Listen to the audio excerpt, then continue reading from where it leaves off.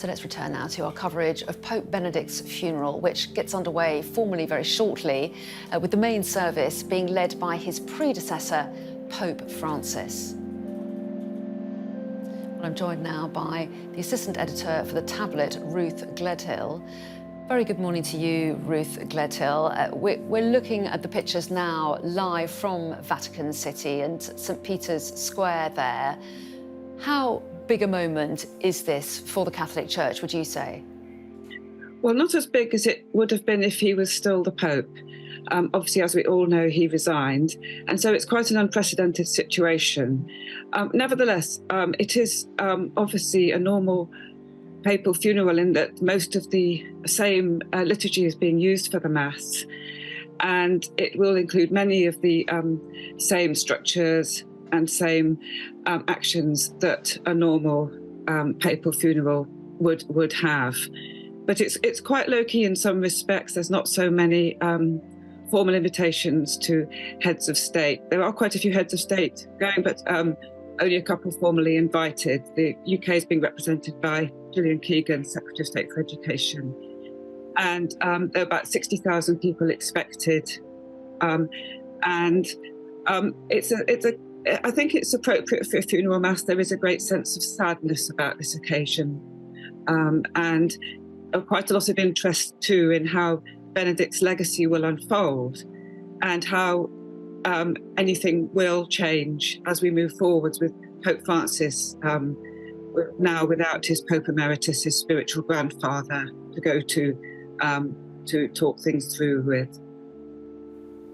Well, yes, and of course Pope Francis presiding over this service. How unusual is that for a Pope to be presiding over the service of a Pope? And what's the relationship been like between these two men?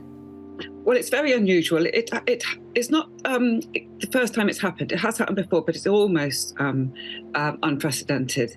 And it was in very different circumstances before. The relationship was good, actually, between the two men. I would say that Benedict's resignation was a success, certainly in those terms. Obviously, there were fears that you would get these two rival camps in Rome, especially as Benedict continued to wear the white. He retained his papal name of Benedict XVI. He didn't revert to Joseph Ratzinger, and he stayed in the Vatican. He lived in a monastery there. And so there were fears. I'm so sorry to interrupt, but just want to reflect the fact that we are seeing Pope Francis arriving there now, being wheeled in a wheelchair. Apologies for interrupting. Do continue what you were saying.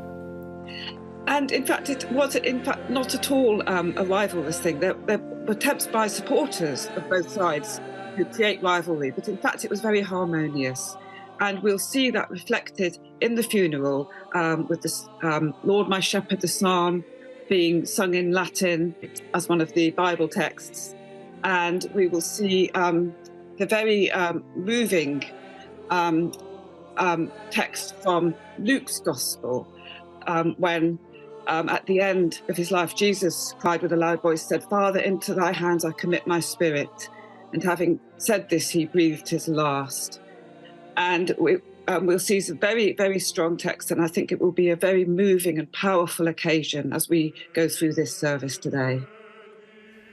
Well, Ruth Gledhill, thanks very much indeed for your time reflecting on Pope Benedict's funeral. The service due to start shortly. Thank you very much indeed to Ruth Gledhill.